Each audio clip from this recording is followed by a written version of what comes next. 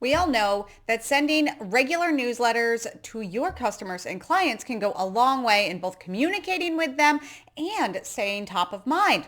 But the biggest thing that really stops people from sending those regular correspondence is what are you supposed to put in them?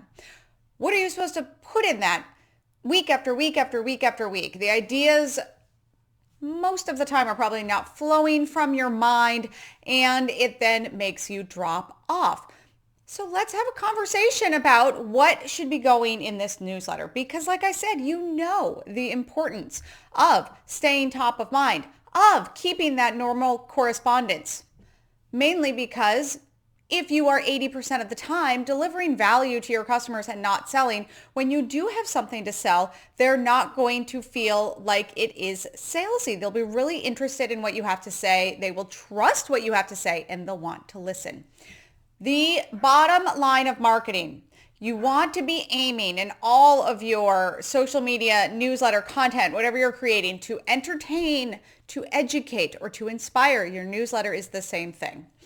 Now, I am a big fan of the list. Most of the newsletters that I regularly subscribe to send out an email once a week, which you don't have to, but once a week is a really lovely amount of time to space out your correspondence because it makes it that when you do decide to sell, you are already in that cycle of them seeing your name all the time. Even if you are sending something that is off of the normal cycle of your email, sending another email doesn't seem out of nowhere salesy. It just fits in with that normal amount of weekly correspondence. If you only send something out monthly and then all of a sudden you send something a little off cycle, sometimes it can be a little jarring. You get a higher unsubscribe rate. The goals that you want for your newsletter are constant engagement. That means that you have a certain amount of people opening, reading, and clicking on your newsletter. And the reason why you want that high rate of engagement is just like with social media, so that when you are posting something you want them to read, they will open it. You are not going into spam filters. You are actually being read by your people. Or why bother sending it at all? What would make your people open that email each week and click on things and engage? That's what you really need to be thinking about. That's the bottom line of what should you be putting each week in that email.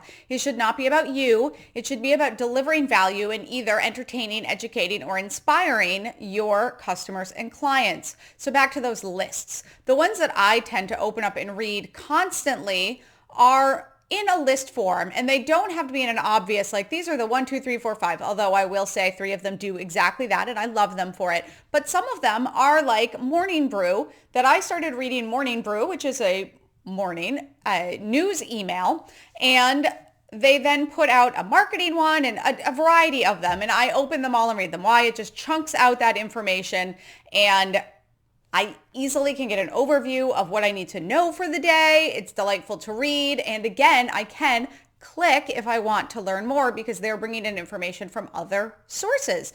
They're writing witty, fun things, describing content that they're sharing that other people have created. I have definitely taken a page out of that book for my own newsletter, and it does really delight the people that receive it. MsSierraBailey.com if you'd like to as well. But it is not about my stuff.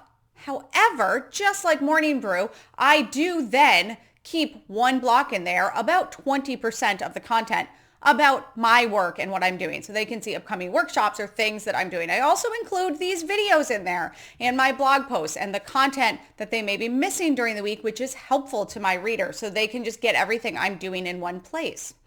The other variety is of the list is an actual just rundown. You can have, I want to say Austin Kleon does this, the best of everyone that I read. Also Tim Ferriss with 5 Bullet Friday. They put together lists where they just go down 1, 2, 3, 4, 5, and they just recommend things in a sentence. It takes time to curate because that's what you're basically doing. You are curating information to send out to your people. And in the end, that curated content is what the people are coming back for week after week.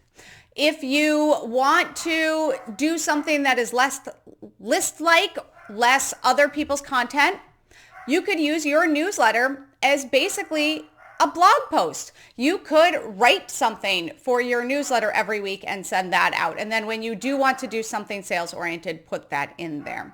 But basically, what you need to do is start thinking, what does my person want to hear about? And how can I continuously be providing value to them with this weekly correspondence? What can I put in there that makes them want to open it up and engage with it? What will entertain, educate, or inspire? I hope this encourages you to get out there and get your list together. As many will say in the marketing field, the money is in the list.